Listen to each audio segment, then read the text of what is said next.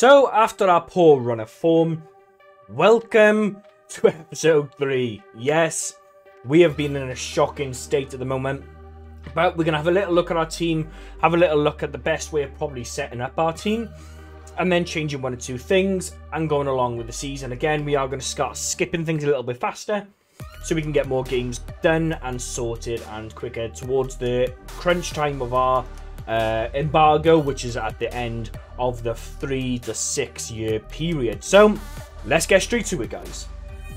So after the latest run of form, I have changed a system that's probably more suited to a Man City team than I thought. And I've changed the tactics a little bit. So I've changed the formation so we're playing one holding midfielder with 2 centre midfielders instead of having an attacking midfielder with 2 centre midfielders. So maybe it's not as attacking, a bit more protection for the back 4. I have changed the tactics in terms of the way that we have the ball with and without the ball. Without the ball, we're standard quite compact defensively. But then without the ball, we have got more of a Man City type of play. We've got Guardiola coming in as the false back, giving that extra option in the middle of the park. We've got the traditional Walker wing back runs. And we got Grealish and Savalio doing the inside wing play with the poacher, as he is, of Haaland in the middle. We've got De Bruyne in the attacking midfield. We've got Rodri doing the deep lying playmaking style. And then we've got the box-to-box of Silva, which he is so good at. So hopefully that will make the difference. I do want to set that this is a sweeper keeper. It's really important for me that I have a sweeper keeper, especially when we're playing like we are. So, all in all, that is what we're going to be doing, and that's how we're going to be setting up for the future. Maybe it was my mistake after all, but let's hope. We have got the Champions League upcoming now. We can actually change turn the tide in our favour. So here we have it. We have our first Champions League game of the season, and with this new format, it's a really, really mental format. I'm still trying to work it out in real life. I'm a United supporter, so I don't see the Champions League very often at the moment. So, it looks like it's 1 to 32 teams. The top half automatically go through. The top 16 automatically go through. The bottom half then play off each other, I believe, to get into the top 16, which then means that there's another round of 32. So, I believe that's what it is. I'm not too sure. We're just going to wing it and see how it goes. And we're playing that new style of football now. So hopefully, fingers crossed, touch wood, we are a lot more compact, dominant in this game. So, for now, we are going to go straight to the game. And we're going to click match kickoff. And we're going to sim. So the sim, we're going to keep the same team and the same structure. Because I believe it is working. It's just a lot of my issues, what I may have put on the team. And we're just going to quick sim it. So, let's get ready to rumble! Well, I might have made a mistake. I might have forgot to press the record button. But, don't worry, we did lose anyway. As per usual, I don't know what's going on. I need to figure it out. I don't know whether it's the way I'm setting up. I don't know the way I'm playing. I don't know. But, I will have to have a little look at it again. And what I'm going to do, I'm not going to sim them like this. I'm just going to skip through the season because I want to get towards the end of like the second and third season to see how we get on when the embargo actually kicks in. But I'm going to have a little look now to see if there's any way possible we can fix this issue and the best formation for a Man City side. So I'll be back with you in just a second when hopefully we can skip through the end of the results. So, I have changed the tactics again. I'm going to play with 2 central defensive midfielders, and hopefully this will be a bit better of a sign, hopefully, for us. We'll see how it goes. It's a bit of a worry that we can't keep a clean sheet, but we can move and we can work with this the way we've got, and see how it goes, basically. But yeah, this is what I'm going to be running now. Silva's not very happy, obviously, but he never is. So, we're going to move and run like this. So, now we're going to carry on now with the rest of the month, and we'll come back to the results at the end of the month. So here we have it. We come to the end of the month. It hasn't been a great month for us. I don't know what's going on with the team. I'm not too sure. We've lost 3 games. We won 1 in the cup, and we drew then to Newcastle. In the Champions League, we're not doing great. If we're really honest, we're 29th. We're not even, well, we're just about in the top 30. which is not great, but we can move on. Hopefully we can try and solve that issue out. The next then, this is the league, how we're standing so far. We're in 12th position, and we got a huge gap already on Arsenal, which is not great. But we are limited with the transfer embargo, so it's nothing we can really do. We can't really buy players in. We just got to work with what we have got. And that isn't a lot. Well, it's quite a lot, actually. The squad like this should not be losing the way it is. And I don't know why it is. We just got to work with it. So that is the next step, is to work with this squad to see if we can try and get it to where it should be in the Champions League positions, trying to win cups and titles. So next step now, we're going to be having a little look at the youth squad and see how the scouts have done. See if they brought us any talent in that we could possibly use. So here we have our 3 reports from 3 different regions. I'm going to have a little look now and pick the best of the best and get rid of the worst of the worst. And we're going to show you what they're like. Hopefully we get some gems in this one, as is the 3rd month, but we'll see how it goes and we'll move on. So let's take a little look and see how it goes. So from our Brazilian attacking region, we have only got, well, one that I believe is okay enough to sign. And that is a 14-year-old called Rodriguez. Let's sign him. He's got a potential of 72 to 94. So we'll see how that goes. We have signed him there. Unfortunately, from Portugal, there was no one of even close potential. There's no one even worth me debating over whether we can keep. So I've got rid of them all, and hopefully we can get some decent ones coming in again. And in France, yet again, we have got some really good potentials coming through. The first one being Bailey, a 15-year-old, which we'll have to look at getting in. And then I want to try this 13-year-old. He's got a low overall, but the potential of 85 can be good. Also, we got a 16-year-old as well. So it's between these two. And for me, I might just, I might keep the 16-year-old and get rid of the 13-year-old. Reject that, and then keep these 2 players in. That does mean we have to free up some spaces in our youth squad. So we're going to look at our potentials, and we can see that Ramos is a low potential, so unfortunately we're going to release. And then he's 14, so I don't really want to get rid of him too early. But unfortunately, when we got a left back who's 16 and not filling the potential, we should get rid of him. So we're going to release that youth player. So we're able to sign these 2 players coming in. And hopefully they can make a bigger impact than the 2 we have released. So not a great scout report, but we are going to try and keep on pushing forward. Next step now is back to the Champions League, and hopefully we can try and do something good. We are going to skip now to the end of the month again and keep going like that to try and speed up the process of this series. So one thing I have forgot about is the youth trophy, or the youth tournament, whatever you want to call it. And I want to try and get this used a bit more, especially when it comes to our youth team, because this is the only form of development we're going to have within this City squad. And from my understanding, the best way of doing it, from my personal experience of using this, is going by the highest potentials and picking them, including the keeper. So I try and get a good balance of the high potentials. For instance, I'll play with a right winger, left winger, striker, and a centre back. There we go. We got all them there, and obviously the keeper. That is the 5-a-side squad. So we're going to have Dos Santos, Rodriguez, Carvalho, and Jung. We're going to go with Jung. And then obviously our keeper then, because we've only got one keeper because we got told we had to keep him. But we do need a keeper for this, so good job we have kept him. That is the plan for this. This is what we're going to do. And I'm going to show you the final with these players. Just so you're aware, we're going to be using the top 5 all the way through the tournament. So here we are, we're in the final of the Youth Cup, or the Youth Tournament, whatever you want to call it. This is the lineup I'm using. By the way, Dos Santos is a really good player, but also Rodriguez can put the ball in the back of the net. Whew. Really quite surprised actually how good he is. This team is very, very good. We are playing against Brighton.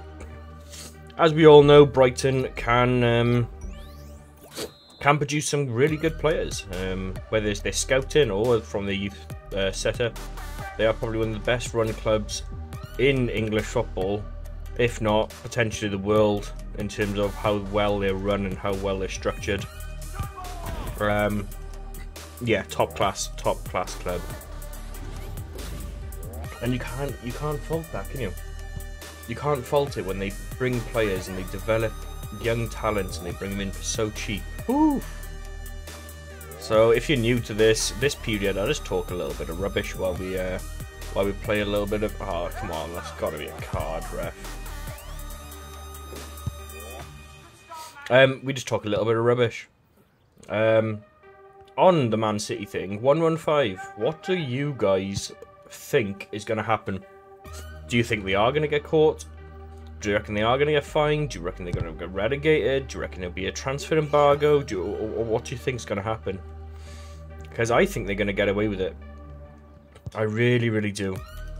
I don't know why, but I think they're going to get away with it. I think after what happened with Leicester, when they broke, well, obviously they tried to get Leicester done for some sort of FFP, that's terrible pass, some sort of FFP of some sort, and then they failed, which, you know what I mean, you say failed, they lost the case, which kind of opens it up now for any other team that are going up and down, that they don't require to do certain things no more, and they can probably get away with a little bit,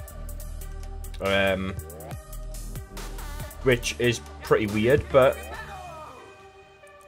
I just got a funny feeling Man City are going to get away with it, you know. I really do. I think, and if they are, it's not going to be as heavy as people think it's going to be. I don't think they're going to get relegated. I don't think they're going to have a heavy transfer embargo like we're simulating here for a bit of fun, do you know what I mean? I do think it's just going to be a little slap in the wrist, couple of million fine, something like that, maybe, I don't know, a 30-point deduction, which for Man City is nothing. Do you know what I mean? They can bring back 30 points quite quickly. They won't win the league, if that helps, you know what I mean? But does it devaluate all the other trophies they've won, the treble they won, everything like that? Does it go have little asterisks next to it saying they cheated for this? Do you mean? That's what, arguably 5, potentially 6 years of English football that has all been put into question. Do the Premier League want that? You know what I mean? So there's many different questions in terms of that that I feel is a bit of a worry for anybody who likes just general football. But if they get away with it, they're miles ahead of the game. They're so far ahead of the game that they've managed to break the rules legally, technically, because if they can't be prosecuted, then it's legal. That means they didn't do anything wrong. So that's the bigger question for me. Will it encourage clubs like Newcastle or something like that, who've got probably the most valuable, the most wealthiest owners in world football, but they just can't produce the money into the club legally?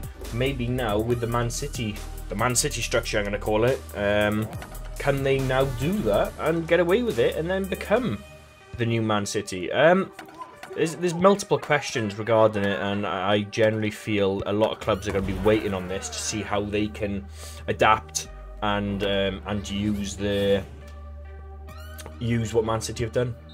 So that's my little chat there, the 3-minute chat.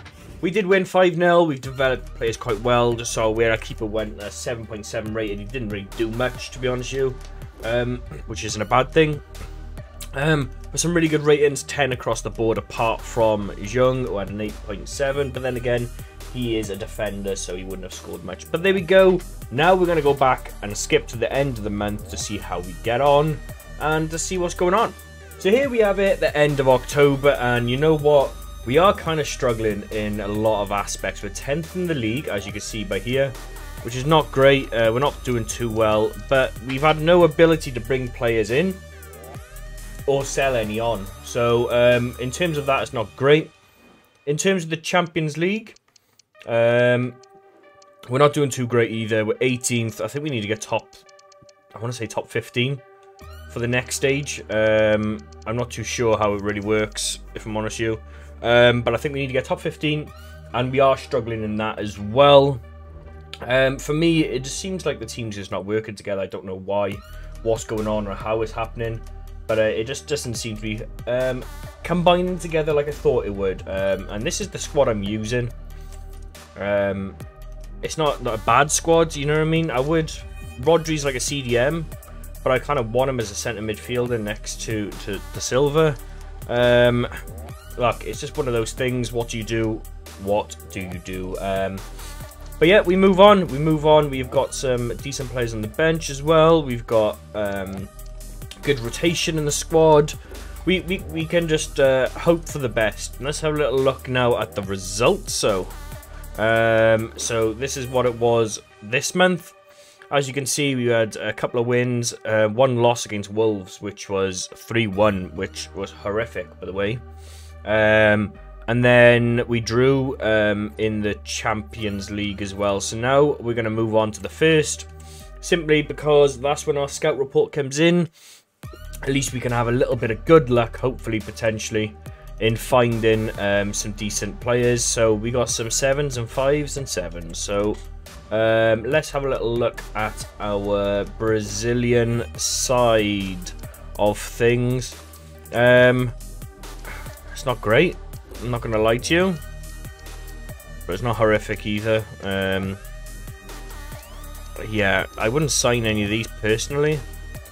But like, again, some of these may be good if you're in a lower league team. You could instantly sign them and probably get them straight into your team at that age.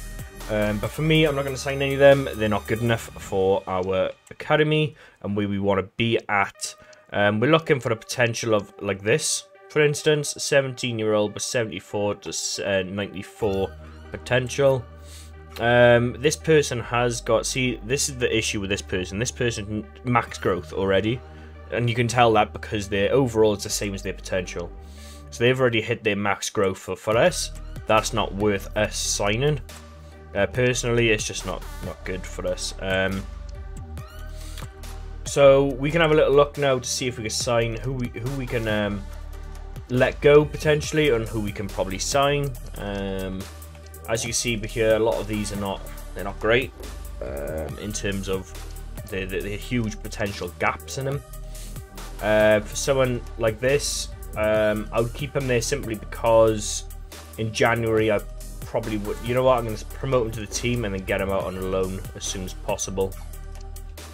Especially this person, get him out on a loan as soon as possible, and then we can get him gone on loan to see if they can progress on loan a bit better than what they're progressing here.